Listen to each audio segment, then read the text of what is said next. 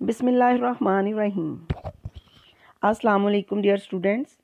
I am Shumaila Manzoor from Iqra Schools and Colleges, Sadiqabad.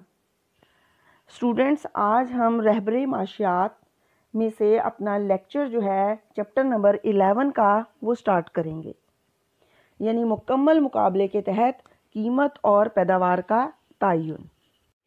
Last lecture में students हमने लागते पैदाइश यानी प्रोडक्शन कॉस्ट और उससे हासिल होने वाली आमदनी यानी रेवेन्यू के बारे में शॉर्ट टाइम पीरियड, कलील मुद्दत में और लॉन्ग टाइम पीरियड लंबे अरसे के लिए जो मालूमात हासिल की, वो हमने प्रोडक्शन कॉस्ट और रेवेन्यू जो है उनसे जो हमें जनरेट होता है उसके मुतालिक हमने नॉलेज हासिल किया.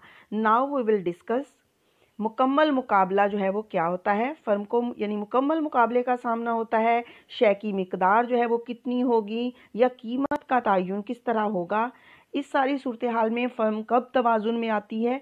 लेकिन ये सब जानने से पहले मंडी या मार्केट क्या होती है इसका जानना बहुत ज़रूरी है. तो स्टूडेंट्स, मंडी जो है एक ऐसी प्लेस होती है जहाँ ख़रीदने वाले और बेचने वाले दोनों एक दूसरे से कनेक्टेड होते हैं, जुड़े होते हैं, तो इस जगह को हम मार्केट कहते हैं. मंडी जो है या मार्केट की टाइप्स क्या होती हैं, मार्केट का स्ट्रक्चर कैसा होता है, ये दो तरह की मंडी आमतौर पर होती है. एक तो होती है मुकम्मल मुकाबले की मंडी और एक होती है नामुकम्मल मुकाबले की मंडी. जो मुकम्मल मुकाबले की मंडी है या मुकम्मल मुकाबला क्या होता है, पहले हम इसके बारे में इस चैप्टर के अंदर जानेंगे. तो सबसे पहले जो है इस चैप्टर के अंदर मुकम्मल मुकाबले से क्या मुराद है, यानी परफेक्ट कंपटीशन वो क्या होता है. तो मार्केट के अंदर एक वक्त में एक ही कीमत होती है मुकम्मल मुकाबले में, और फर्म अपने रवैये से कोई भी फर्म जो है वो कीमत को मुतासिर नहीं कर सकती. इसमें बड़ी मिकदार में जो है वो ख़रीदार होते हैं और बड़ी ही मिकदार में फ़रोख्तकार यानी सेलर्स भी होते हैं, और जो बायर्स होते हैं उनको और सेलर्स दोनों को मार्केट का मुकम्मल तौर पर इल्म होता है. तो इसकी जो आम तौर पर जो इसकी एग्जांपल्स होती हैं मुकम्मल मुकाबले की, इसमें ऑयल मार्केट है, मिल्क मार्केट है या मीट मार्केट है. यानी मार्केट की जो कीमत है वो किसी भी बायर या किसी भी सेलर के इख्तियार में नहीं होती है. तो मार्केट प्राइस जो है वो किसी भी कमोडिटी की वो किसी भी इंडिविजुअल या बायर या किसी सेलर के कंट्रोल से बाहर होती है. तो स्टूडेंट्स, जो मुकम्मल मुकाबला है ये मार्केट की एक ऐसी कंडीशन है इन शॉर्ट कि वहाँ पर लार्ज नंबर ऑफ बायर्स और सेलर्स होते हैं और उनको मार्केट का पूरी तरह नॉलेज होता है. मार्केट प्राइस जो है कमोडिटी की वो किसी भी इंडिविजुअल बायर या सेलर के कंट्रोल में नहीं होती. तो इसको सम अप करके हमने ये सारा जो है वो मुकम्मल मुकाबले को इन शॉर्ट जो है परफेक्ट कंपटीशन को की कंडीशंस को देखा. अब जो है इन कंडीशंस को फुलफ़िल करने के लिए परफेक्ट कंपटीशन के अंदर कौन सी ऐसी शराइत हैं जो कि बहुत ज़रूरी हैं. अब हम उन शराइत को वन बाय वन जो है वो स्टडी करेंगे. स्टूडेंट्स, मुकम्मल मुकाबले की शराइत जो हैं इनमें सबसे पहली शर्त जो है वो है अकाइयों में यकसानियत यानी होमोजेनिटी ऑफ प्रोडक्ट्स. होमोजेनिटी का मतलब ही एक जैसा होना है प्रोडक्ट्स का. तो मुकम्मल मुकाबले के लिए जो पहली शर्त है कि मार्केट में या मंडी में तमाम अशिया एक जैसी होनी चाहिए, एक दूसरे का ऑल्टरनेट हों. यानी आप कह सकते हैं कि तमाम प्रोडक्ट्स अपनी क्वालिटी, क्वांटिटी और साइज़ वगैरह में एक जैसी हों, होमोजीनियस हों, उनमें कोई फ़र्क ना हो. यानी कंज्यूमर के लिए मार्केट में वो सेम प्रोडक्ट हों और उनकी प्राइसेस भी उनके लिए सेम हों. तो जितनी भी अशिया होंगी वो सम अप करें तो एक जैसी होनी चाहिए.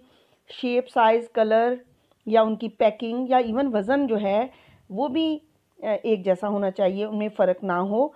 इवन के जो फैक्टर्स ऑफ प्रोडक्शन या आप कह सकते हैं आमलीने पैदाइश जो है वो उसकी प्रोडक्शन में इस्तेमाल हो रहे हैं वो भी सेम होने चाहिए. तमाम फर्में जो भी प्रोडक्ट बना रही हैं एक जैसी, तो उनके जो फैक्टर्स ऑफ प्रोडक्शन है वो भी एक जैसे इस्तेमाल हो रहे हों. तो वो चीज़ें एक दूसरे का मुकम्मल बदल हों, यानी उनकी मिकदार में और उनकी क्वालिटी और उनके मेयार में भी कोई फ़र्क नहीं होना चाहिए, उनकी प्राइसेस में भी कोई फ़र्क नहीं होना चाहिए, आमलीन पैदाइश में कोई फ़र्क नहीं होना चाहिए।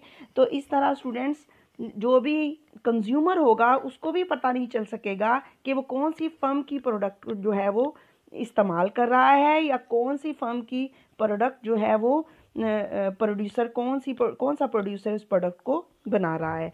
तो फर्में इन शॉर्ट जो है जो भी प्रोडक्ट बनाएंगी उनका शेप, कलर वगैरह सब एक जैसी होंगी, और इस मार्केट में जितने भी बायर्स होंगे या सेलर्स होंगे या जितनी भी फर्में ये चीज़ें बना रही होंगी वो होमोजीनियस प्रोडक्ट्स बना रही होंगी या सेम प्रोड्यूस कर रही होंगी सेम प्रोडक्ट्स को।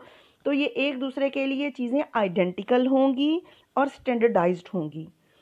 तो इन शॉर्ट जो है वो ऑल द फर्म्स जो हैं वो प्रोड्यूसिंग आइडेंटिकल गुड्स या आइडेंटिकल आउटपुट।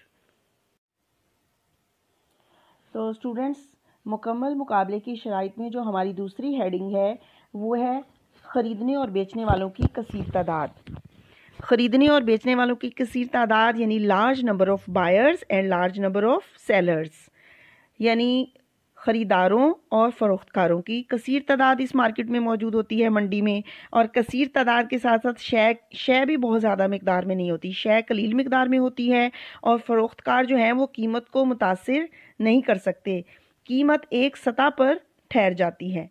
तो ये मार्केट जो है इसमें बायर्स और सेलर्स जो हैं कोई भी अपनी मर्ज़ी से मार्केट को इन्फ्लुएंस नहीं कर पाता। इन्फ्लुएंस करने का मतलब यह है कि मार्केट को अफेक्ट नहीं कर सकता, अपनी मर्ज़ी से कीमत जो है वो डिसाइड नहीं कर सकता।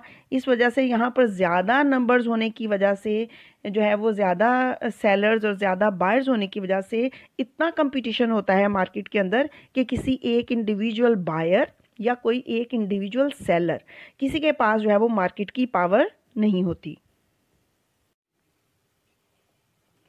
पॉइंट नंबर 3 है हमारा आज़ादाना दाखला।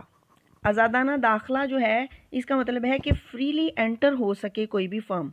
तो मुकम्मल मुकाबले की ये थर्ड वन कंडीशन है कि परफेक्ट कंपटीशन के अंदर फर्में जो हैं वो फ्रीली एंटर भी हो सकती हैं यानी आज़ादी से दाखिल भी हो सकती हैं, और फर्में छोड़कर भी जा सकती हैं यानी फ्रीली एग्ज़िट भी हो सकती हैं, उनके ऊपर कोई भी पाबंदी आयद नहीं होती। क्योंकि फर्में आजकल जो हैं वो मल्टी प्रोडक्ट्स बनाती हैं। तो इसको हम एक एग्जांपल के ज़रिए से भी समझ सकते हैं। अगर एक फर्म है वो साबुन बनाती है यानी सोप बनाती है, तो इसके साथ साथ वो कोई और प्रोडक्ट भी इंट्रोड्यूस करवाना चाहती है, यानी जैसा कि मैंने कहा कि वो मल्टी प्रोडक्ट्स बनाती हैं, तो सोप बनाने के साथ साथ वो सर्फ भी बनाना शुरू कर दे, तो इसको हम कहेंगे कि फ्री एंट्री।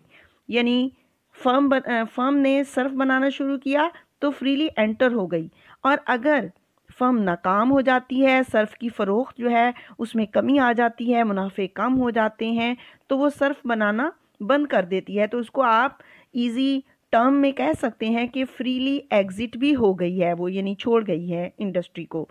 तो ये सब क्यों होता है कि जब किसी भी मंडी के अंदर शय की तलब जो है उसमें इजाफा होता है, तो फर्में जो पहले से वहाँ काम कर रही होती हैं, नई फर्में जो हैं वो एंटर होती हैं और उस प्रोडक्ट को तलब बढ़ने के साथ जो है वो बनाना शुरू कर देती हैं। जैसे ही शय की तलब कम होती है तो उनके मुनाफे कम होते हैं, यानी लोग तलब कम करते हैं तो मुनाफे कम हो जाते हैं। इस वजह से फर्में जो हैं वो कम मुनाफा होने की वजह से एग्ज़िट हो जाती हैं। इस तरह से तलब घटने के साथ साथ रसद भी, जब फर्में छोड़ कर जाती हैं तो रसद भी बराबर हो जाती है। इस तरह तवाज़ुन जो है वो मंडी का कायम रहता है और तमाम फर्में जो हैं फिर इस तरह नॉर्मल मुनाफा कमाती हैं। और नॉर्मल मुनाफा जो है वो हर फर्म को चाहिए होता है। इस तरह तलब व रसद का तवाज़ुन भी कायम रहता है, फर्में नॉर्मल मुनाफा भी कमाती हैं।